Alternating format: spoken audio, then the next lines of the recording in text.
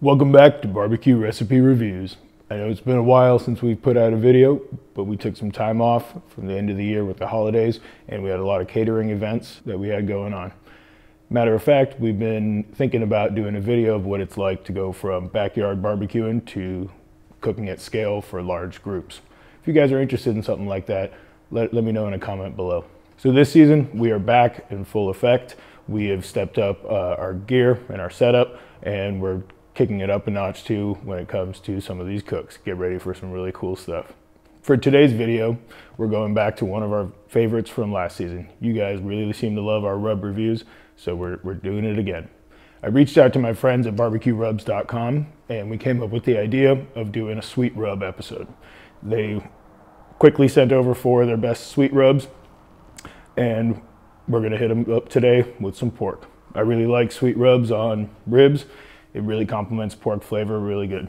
Today, I'm pretty excited. We're gonna be doing my personal favorite rib recipe, not competition style, just good old backyard barbecue.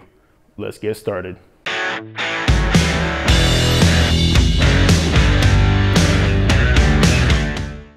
All right, we got Lambert's Sweet Rub O' Mine, Eat Barbecue's Zero to Hero, Victory Lane's Sweet Barbecue Rub, and Smokin' Gun's Barbecue's Sweet Heat.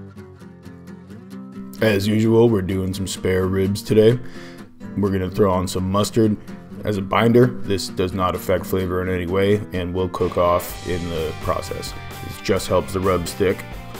We're doing backyard style trimmings today. We just squared them up and pulled the membranes. If you guys wanna see how I trim for competitions, take a look at one of my other videos. I'll link to one right now. Now, you all seen me rub ribs before. Nothing fancy here, just make sure you get a good even coat all the way around and including on the sides. We're gonna rub them, let them rest, and we'll take a look at how they absorb in the colors in a minute. We're gonna be firing up the Weber today. I'm using a device called the Smokinator. Pretty slick, it holds all your coals and wood off to one side, giving you nice indirect heat on your meat. Comes with an included water pan to keep stuff moist, and it's pretty simple to use. Just fire up some coals, dump them in, fill up your water pan, and let it get up to temp. While those coals are heating up, let's take a closer look at some of these rubs. First up, we have Sweet Rub O' Mine's Barbecue Rub. This rub contains turbane sugar, which is something we see a lot of in award-winning rubs. Worth noting here that this does include MSG, so be aware of that. Next up, we have Victory Lane's Sweet Barbecue Dry Rub. This is by far the finest grained of the rubs and should give us some pretty good absorption and color. Third on the list, we have Eat Barbecue's Zero to Hero Sweet Rub. Pretty standard sweet rub, also does include MSG.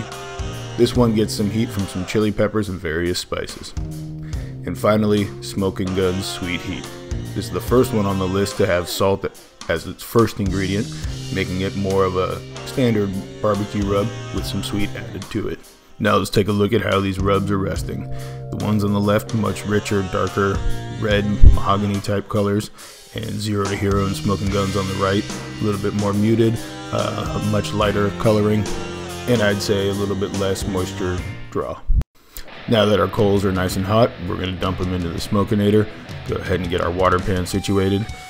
I'm going to be using a rib rack today to cook these ribs to keep these all about equidistant from the heat source. We're going to get our temps up to about between 230 and 250, and we're going to throw some apple wood and cherry wood into the mix and let these go for about 2.5 to 3 hours to get some nice smoke and some good bark. Yeah, I know the water was pretty filthy. I forgot to clean it out.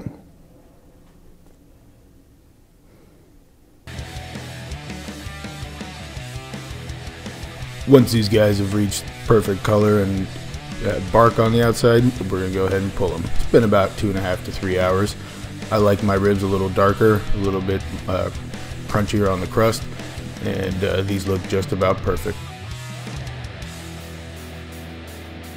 So since we're testing sweet rubs today, I'm not going to be adding any additional sugar or any sort of honey or sweetening agent.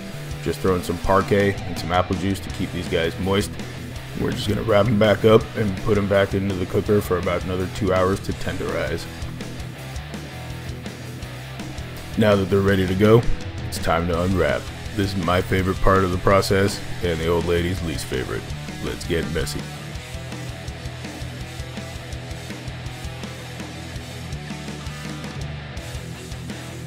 These guys are coming out real tender. We have good bone pullback, real nice color. They're almost fall off the bone. Like I said, we're doing backyard style today, and this is how I like them. Now before we dig into them, let's take a closer look at some appearance here. Yeah, sometimes it's hard to keep track when you rotate them and wrap them and move things around. We drink a lot. Not a whole lot of difference appearance-wise because we did do these dry, and this is just how I prefer to cook them.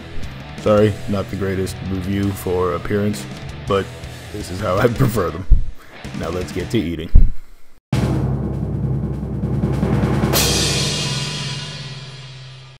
Coming in fourth place, we have Eat Barbecue's Zero to Hero.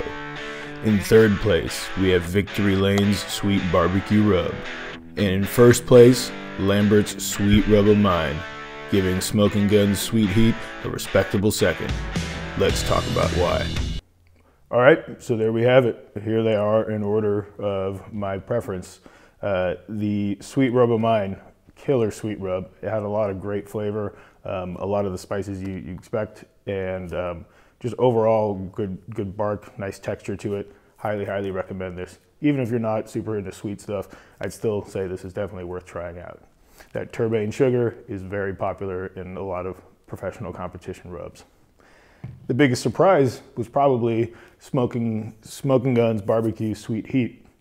This was probably the least sweet of all the rubs, as its main ingredient was salt. It's more of a traditional barbecue rub with some sweet added to it.